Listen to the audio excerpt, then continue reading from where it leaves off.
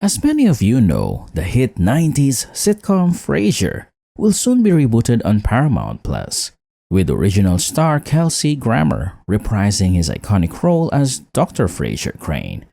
To promote the reunion, Grammer undertook a full press tour, which included an exclusive live interview on the BBC.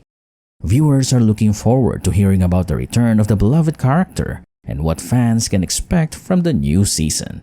However, they received something that no one saw coming.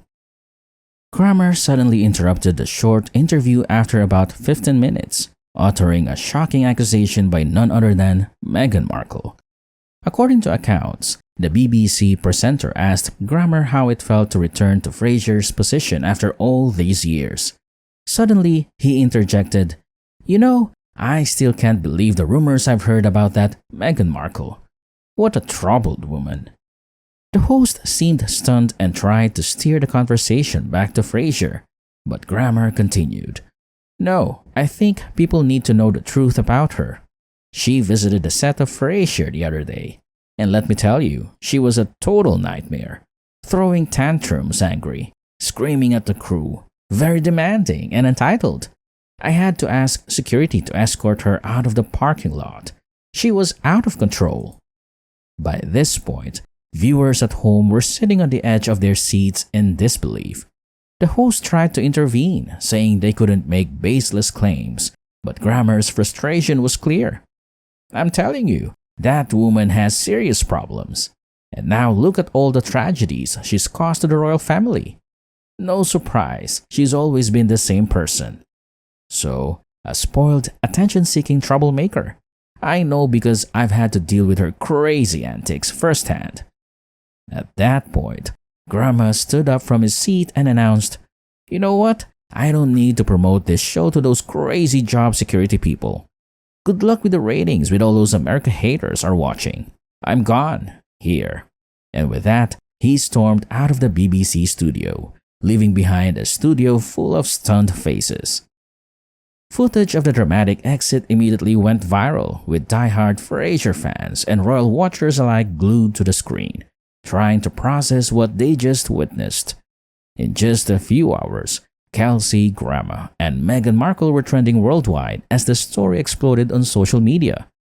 Naturally, the palace was blindsided by these incendiary statements broadcast across the country. Buckingham Palace quickly issued a statement denying Grammer's characterization as defamatory rumors unbecoming of a respected public figure. But that only fueled more speculation that Meghan must have really burned some bridges if this was the reaction years later. To add fuel to the fire, old videos surfaced from TMZ showing a tired-looking Meghan being escorted out of Frasier by security in 2002, looking angry and screaming obscenities.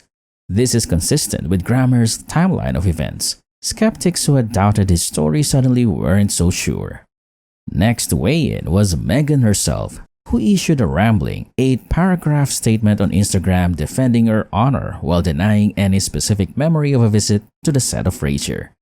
She hinted at ongoing sexism and racism, arguing that powerful men have tried to discredit women of color for centuries. This only makes many people criticize that she is playing the victim card to avoid responsibility.